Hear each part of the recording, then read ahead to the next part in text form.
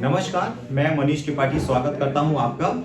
Chapter 2 मैंने जो start किया आपके साथ बैंकिंग, उसके फाइनल लेक्चर की तरफ आज हम मूव कर रहे हैं। जहां पे फर्स्ट लेक्चर में मैंने आपसे बेसिक डिस्कस किया था रिकरिंग के बारे में। अब रिकरिंग के डिफरेंट अप्रोचेस क्या होते हैं, अलग अलग तरह के क्वेश्चंस कैसे होते हैं, आइए हम उस तरफ मूव करें। ठीक है, so without wasting a single moment let's start with question number 1।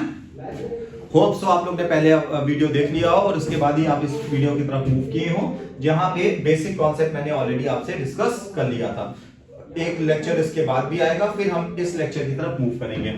ठीक है, फिर से Manish deposits ₹600 per month. Manish ने 600 रुपए पर मंथ जमा किए हैं रिकरिंग डिपॉजिट अकाउंट में for 5 years at the rate of 10% per annum simple interest. Find the amount he will receive at the time of maturity. Maturity के टाइम पे उसे कितना पैसा मिलेगा, ये इसके बारे में डिस्कशन हो रहा है। तो यहाँ पे P इज इक्वल टू कितना रुपया है, 600 रुपया। ठीक है, 600 रुपए वो पर मंथ जमा करता चला जा रहा है, ऐसा लिखा गया है क्वेश्चन में। ठीक है, टाइम कितना है 5 years, मतलब n की वैल्यू क्या आ जाएगी 5 into 12 मतलब 60 मंथ्स हो जाएंगे। ओके, क्योंकि टाइम को हम यहाँ पे मंथ्स में कन्वर्ट करते हैं। याद दिला दें आपको, सिंपल इंटरेस्ट कैलकुलेट करने के लिए पीआरटी अपॉन 100 का फॉर्मूला होता है, जिसको हम बाइफरकेट करके यहाँ पे चेंज करते हैं उसको रिकरिंग डिपॉजिट के फॉर्मेट में। ठीक है, इसी तरह से R इज इक्वल टू यहाँ पे कितना परसेंट हो जाएगा, 10% हो जाएगा। ठीक है, तो सिंपल इंटरेस्ट की अगर बात करूं तो P into n plus 1/2 upon 2 बताया था इंटू R/12 एंड यहाँ पे हमारा क्या होता है 100 होता है। ठीक है, तो अगर सिंपल इंटरेस्ट की बात करें तो सारी वैल्यूज हमारे सामने हैं। हमको कितना मैच्योरिटी के टाइम पैसा मिलेगा वो निकालना, उससे पहले मैं यहाँ पे इंटरेस्ट कैलकुलेट कर रहा हूँ। तो यहाँ पे कितना हो गया, P की वैल्यू है हमारे पास 600, n की वैल्यू है यहाँ पे हमारे पास 60 इंटू 61 इंटू R की वैल्यू क्या है 10 और यहाँ पे क्या है 100 और यहाँ पे इंटू 2 इंटू 12। ये कितना टाइम्स आ जाएगा, 5 टाइम्स आ जाएगा। ये कितना टाइम्स आ जाएगा, 3 टाइम्स आ जाएगा। सो यहाँ पे हमारा आंसर कितना हो जा रहा है 5 3 15 इंटू 61 इंटू 10। तो हमारा यहाँ पे जो इंटरेस्ट टोटल बन रहा है वो कितना रुपीस बन रहा है, 15 मतलब 15 कैरी 4 15 6 4 6 है, सॉरी 15 इंटू 6 90 90 प्लस 191 9150। फिर से देखते हैं 15 1 15 कैरी हमने क्या किया 1 किया, 15 इंटू 6 कितना हो गया 90। यहाँ पे हमारा जो फाइनल आया वो आया 9150। तो क्या हमको इतना पैसा मिलेगा मैच्योरिटी के टाइम पे, नहीं। हमको क्या मिलता है, हमको मिलता है इंटरेस्ट प्लस जो हमने पैसा जमा किया हो। तो पैसा आपने कितना जमा किया है, इसको कैलकुलेट करने के लिए मैंने आपको बताया था formula, amount at the time of maturity must be equal to n into P plus I. n into P का मतलब यहाँ पे कितना हो गया, यहाँ पे हो गया 60 मंथ, 60 इंटू आप पर मंथ कितना रुपए जमा कर रहे हैं 600 रुपए जमा कर रहे हैं, प्लस आपको इंटरेस्ट मिला है 9150। The final answer must be 36,000 plus 9150। सो 45150 इतना पैसा आपको मैच्योरिटी के टाइम पे मिलेगा। एकदम बेसिक से फिर से बताऊं, सबसे पहले मैंने प्रिंसिपल निकाला, n की वैल्यू निकाली और r की वैल्यू निकाली। n यहाँ पे हमारा कितना था 5 इंटू 12 मतलब 60 मंथ्स। p कितना था 600 रुपीज। रेट कितना था 10%। हमने इंटरेस्ट निकालने के लिए p, ये पूरा फॉर्मूला इंटरेस्ट का लगाया p/100 n into n plus 1/2 into r/12। मैं इसको इस फॉर्मेट में क्यों लिखता हूँ, क्योंकि मैंने बताया था आपको पीआरटी अपॉन 100 बेसिक फॉर्मूला आपने पढ़ा हुआ है। यहाँ पे t की जगह पे ये आ रहा है, r की जगह पे r/12 आ रहा है और 100 को मैं p के साथ लिख रहा हूँ। फिर इस पूरे को क्वेश्चन को सॉल्व करने पे हमारा आंसर कितना आया 9150। क्या ये फाइनल आंसर था, नहीं, ये इंटरेस्ट था। इंटरेस्ट की वैल्यू हमने पुट करी मैच्योरिटी के टाइम पे जितना पैसा मिलेगा उसके अमाउंट के लिए।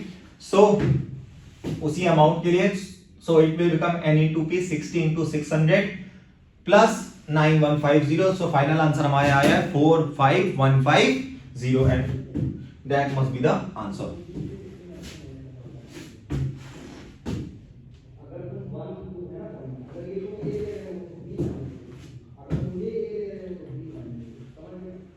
Jyoti has 4 years recurring deposit, Bank of Maharashtra, and deposit 800 rupees month. If she gets rupees 48200 at the time of maturity, find the rate of simple interest, the total interest by ज्योति।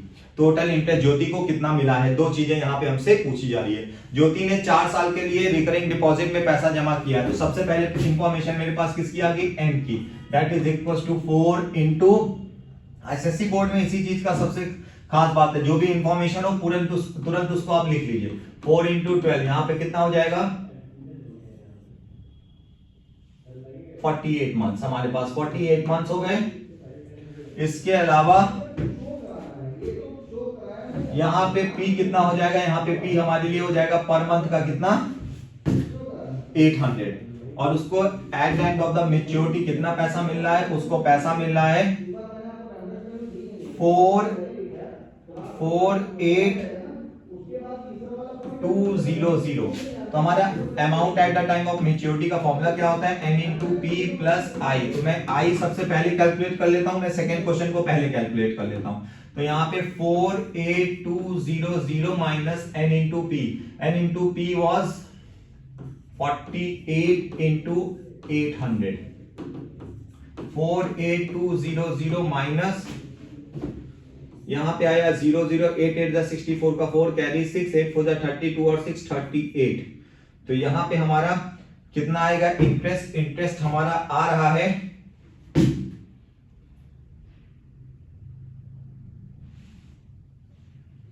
9800, हमारा कितना आ रहा है 9800। तो 9800 minus करने पे कैसे आ रहा है सर, ये बता दीजिए।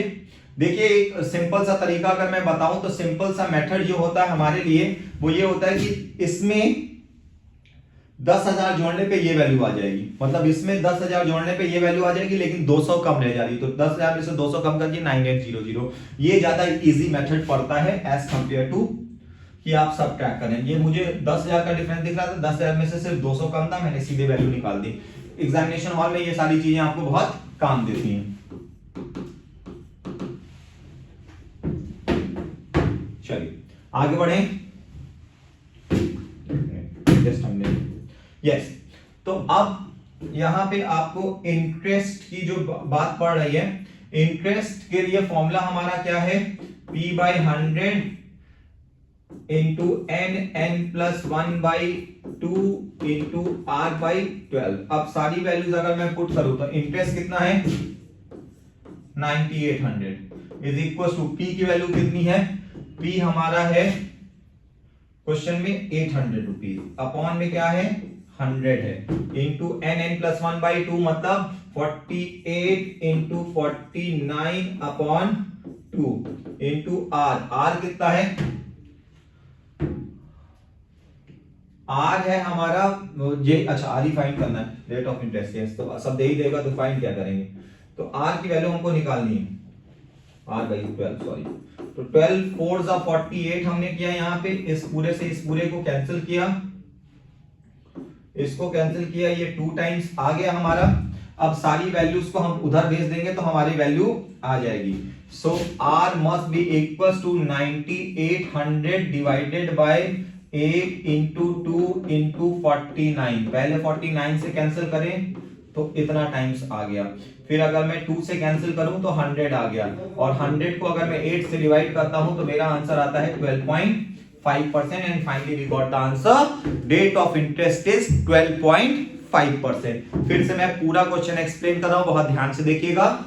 सबसे पहले क्वेश्चन में इंफॉर्मेशन दी थी ईयर्स की, तो ईयर कितने हो गए 4 ईयर्स हो गए, 4 into 12 is equal to 48 months की मेरे पास ड्यूरेशन आ गई। ओके, इसके बाद प्रिंसिपल की बात करें तो प्रिंसिपल मेरा कितना हो गया 800 रुपीज, 800 रुपीज प्रिंसिपल है, और amount at the time of maturity हमको कितना मिल रहा है 48,200 रुपीज, ये आ गया।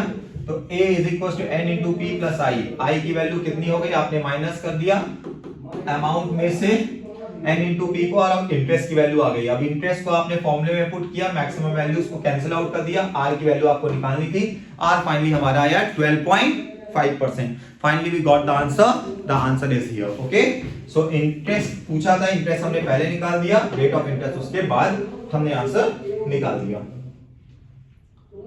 अब क्वेश्चन का लेवल धीरे धीरे करके मैं अप करता चला जा रहा हूं, इसीलिए नेक्स्ट क्वेश्चन की तरफ मूव करते हैं जरा। Mister Chaturvedi, very good Chaturvedi ji, mister Chaturvedi has a recurring amount of in X bank for 4.5 years and at 11% per annum. If he gets this much at the time of maturity, find the monthly installment. हमको इस question में monthly instalment निकालनी है कि per month वो आदमी कितना पैसा इन्वेस्ट कर रहा है। मैंने आज जैसा कि आपसे डिस्कस किया है, एक एक करके वैल्यू पुट करते जाइए और आपका आंसर आता चला जाएगा। तो पहले देखते हैं क्वेश्चन में क्या क्या गिवन है। एन हमको गिवन है 4.5 years, मतलब 4.5 साल इंटू 12 जब आप करेंगे तो ये आ जाएगा कितना, 54 months। इसके अलावा आपका रेट कितना है, आपका रेट है 11%। Eight the time of maturity, eight the time of maturity हमको पैसा कितना मिल रहा है, हमको पैसा मिल रहा है 101,418.75 रुपीज आपको क्या हो रहा है, मिल रहा है।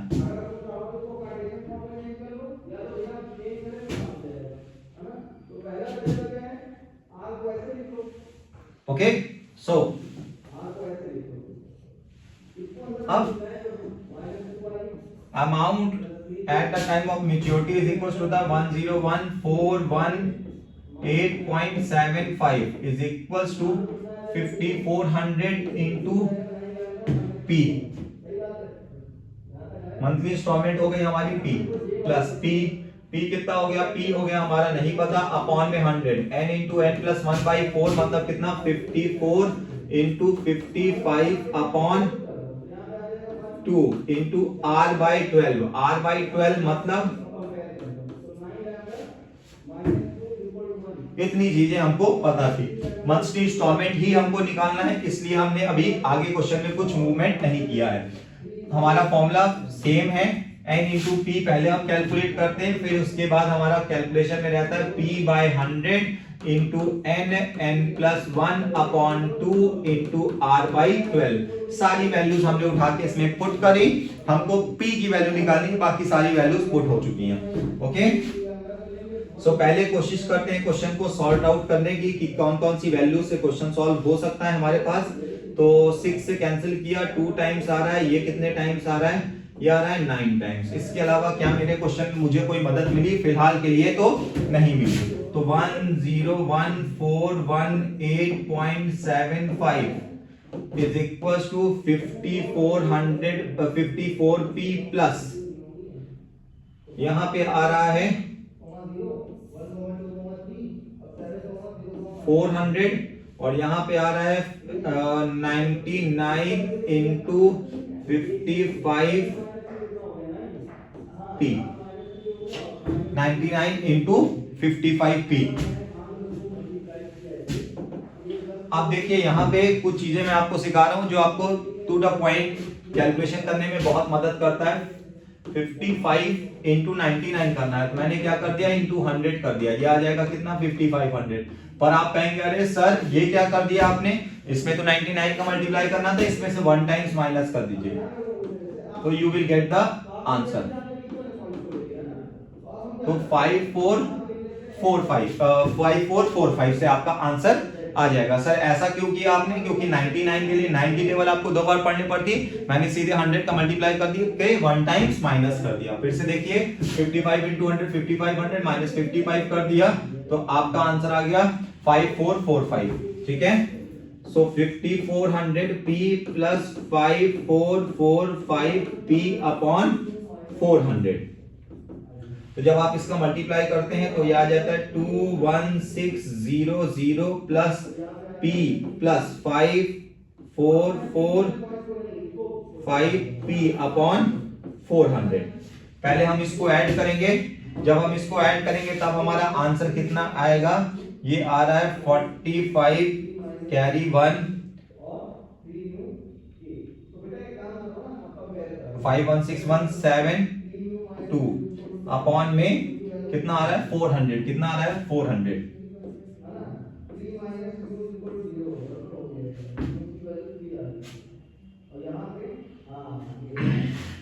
Is equal to 101,418.75 is equal to this much P. अब पी को सॉल्व करेंगे तो ये कितना आ जाएगा 101,418.75 इंटू 400 अपॉन 27045। क्या ये इससे कैंसिल आउट हो रहा है? इसके लिए हमको बैक टू बैक क्या करना पड़ेगा, इससे कैंसिल करके टेबल पढ़नी पड़ेगी। जब हम इसको सॉल्व करेंगे या इसमें 4 का मल्टीप्लाई करेंगे तब ये इसका कितना आ जाएगा 4000 के आसपास, सॉरी 4 लाख के आसपास आ जाएगा। इट मींस ये इसका 1500 टाइम्स होगा। तो हमारी p की जो वैल्यू आ रही है कैंसिल आउट करने पे वो आ रही है 1500। आप इसको पहले 5 की टेबल से कट करिए, फिर 5 की टेबल से कट करिए, फिर उसके बाद 400 का मल्टीप्लाई करके जब आप आंसर को चेकआउट करेंगे तो आपका ये वैल्यू पूरी तरह से 1.5 टाइम्स कैंसिल हो रही है। तो ये 1500 के आसपास आपकी वैल्यू आई। सर कैसे कह सकते हैं, एक बार आप भी सॉल्व करके देखिएगा। ओके, सो हमारा आंसर यहाँ पे आ रहा है मंथली इंस्टॉलमेंट 1500 का। फिर से अगर मैं क्वेश्चन को देखूं तो यहाँ पे हमको सॉल्व करना था क्वेश्चन। तो सबसे पहले हमारे पास क्या था क्वेश्चन में 4.5 इयर्स, मैंने 12 को मल्टीप्लाई किया 5400 आ गया।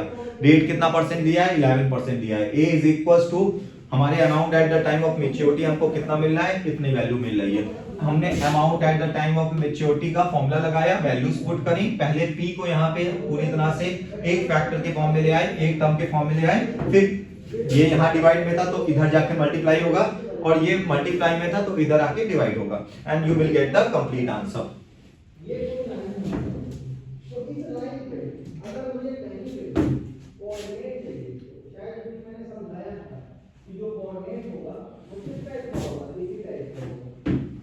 Ankita has a recurring deposit account in a bank of 600 rupees, paid simple interest 7%, and Ankita है तो ही कैसे हो गया, चलिए कोई बात नहीं, क्वेश्चन में होता रहता है। she gets 15450 at maturity amount, find the total time for which amount was held। कितनी देर के लिए पैसा अमाउंट में था ये पूछा जा रहा है क्वेश्चन में आपसे। इस क्वेश्चन को मैं पूरा नहीं सॉल्व करूंगा, एज ऑलवेज मैं कुछ पार्ट आपके लिए छोड़ दूंगा ताकि आप इस क्वेश्चन को सॉल्व करें और मुझे कमेंट बॉक्स में आंसर दें। Now Ankita has a recurring deposit of 600 per month if the bank paid simple interest for 10%, 7%। तो अंकिता के पास कितना है, P की वैल्यू है कितना 600 रुपीज पर मंथ, वो 600 रुपए जमा कर रही है। ओके, और रेट ऑफ इंटरेस्ट हमारे पास कितना परसेंट है 7% है, ठीक है। और amount at the time of maturity उसको कितना मिल रहा है, amount at the time of maturity उसको मिल रहा है 15450। Find the total time for which amount was held, ठीक है, कितने टाइम के लिए ये रखा गया था ये पूछा जा रहा है। तो यहां पे हम फॉर्मूला अगर लगाएं तो फिर से हमारे पास वही फॉर्मूला आता है n इंटू पी, n मैंने टोटल टाइम को माना हुआ है 600 plus 600 upon 100 into n plus 1/2 into 7/12। सीधे वैल्यूज को हमने पुट किया और यहाँ पे वैल्यू को पुट करें तो 450 इज इक्वल टू 600n, यहाँ कैंसिल हो गया 3 times 4 times plus 7/4 n plus 1, ठीक है। तो अब ये हमारा जो आ रहा है 2400n प्लस 7n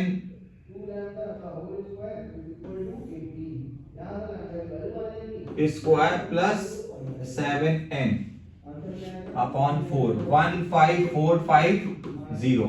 4 का मल्टीप्लाई करेंगे तो ये कितना आ जाएगा,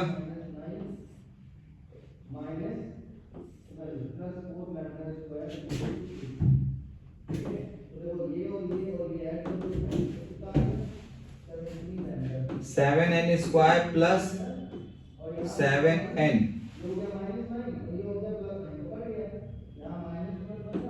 प्लस 2400n। अगर मैं इन दोनों को ऐड कर लूं तो सीधे भी लिख सकता हूं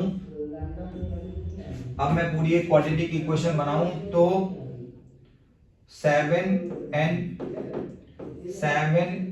square plus 2407n minus 61800 is equal to क्या आ जाएगा 0। अब ये वैल्यू जो है वो 7 से डिविजिबल नहीं हो रही, तो हम इस तरह के क्वेश्चन के लिए क्या अप्रोच रखेंगे, यही आपका सवाल है।